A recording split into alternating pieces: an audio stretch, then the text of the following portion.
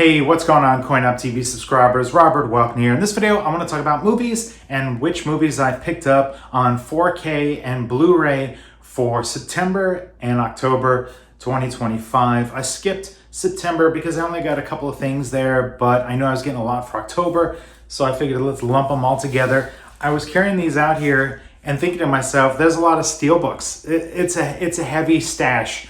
But it's not a lot of movies, unless you count individual movies for one of the box sets. We'll get into that. Hopefully you guys had a great Halloween celebration. Let me know in the comments below if you dressed up, did some trick-or-treating, or went to parties. So with that, let me get started. I picked up the SteelBook for Tron, the original classic Tron SteelBook. I did an unboxing for this. I watched it. It looks great. It's dated, the effects, but they did what they could to make it look great, and I love the 1980s classic Tron. I also picked up the 1990 Night of the Living Dead. This is the remake of the George Romero classic, directed by Tom Savini, and I watched this also. Picture looked great. I had a little bit of an audio hiccup on the default track, but when I played it back with the other audio track, it worked fine. Some people have said they've had this happen also to them. Others have said they haven't. I'm on the Panasonic 820 player. This just came yesterday. I did an unboxing video for this, so I won't talk about this too much, but Edward Scissorhands SteelBook for the 35th anniversary. Tim Burton. Nice to have that in the collection.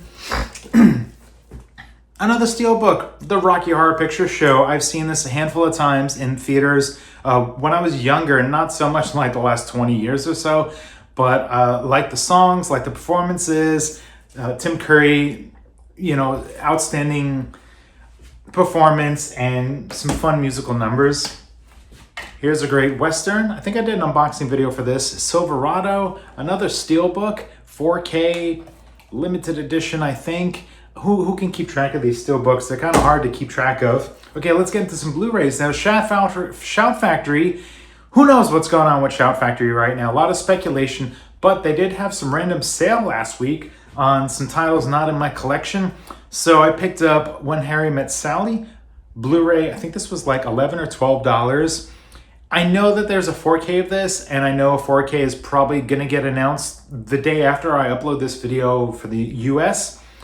But at 11 or 12 bucks, I was like, you know what? It's a rom-com. I don't know how visually insane it's going to look on 4K, but I at least want to get that into my collection because I don't know. The future of Shout is a little bit of a mystery.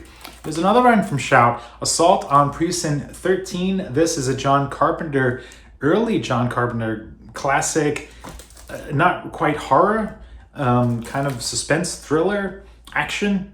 This was $10, and it's like fully loaded, the collector's edition. I've only seen this movie once. It was probably on like Tubi or YouTube or something. I know it wasn't a great quality version, so I was like, for 10 bucks, let me revisit Assault on Precinct 13 again, and then dive into like the hours of interviews and special features and stuff like that. Okay, this is from Eureka. I did an unboxing video for this already. This is the Furious Swords and Fantastic Warriors, the historic cinema of Chang-Chi. This is a Shaw Brothers collection with, I think it's 10 movies, although there's some shorts in there, so that it kind of confuses me on the numbers. But limited edition slipcase cover with the two in there. I haven't put any of these on yet to watch. A handful of them I've seen before as a Shaw Brothers lifelong fan. Some of them will be first-time watches for me.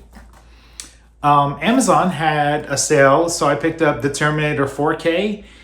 Pretty cheap. I think it might have been 14 bucks or something. I missed the SteelBook. I regret that. I'm bummed. But I had to get the Terminator in my collection on 4K. It's a bummer it doesn't have the slipcase, but it was on the discount. And then finally, from the Kino Lorber sale, I picked up Shane, 4K, classic Western, George Stevens, Alan Ladd, Jean Arthur, Van Heffling, Jack Palance, right here. He made it to the cover. Who knew Jack Palance was going to make it to the cover? It's got audio commentaries and 2 audio commentaries, it looks like, theatrical trailer. So it's not 100% fully loaded, but it does have some stuff. So there it is. A good amount of stuff for September and October 2025. I'm expecting more coming from Shout Factory. I ordered a bunch of the Shaw Brothers box sets, volume 5, 6, and 7, because those were on sale. My hard-boiled order apparently is canceled from Orbit, so that's a drag. I got that email today. I don't know what's going on with Shout Factory and the future of them. I hope that the future is looking up. If you know something, let me know. If you can't say it publicly, slide in my DMs and tell me. And again, hope you had a great Halloween, and we got Thanksgiving coming up, Black Friday. Probably load up on some Black Friday sales, and we'll see what happens. For CoinOp TV, thanks a bunch for watching. We'll see you next time.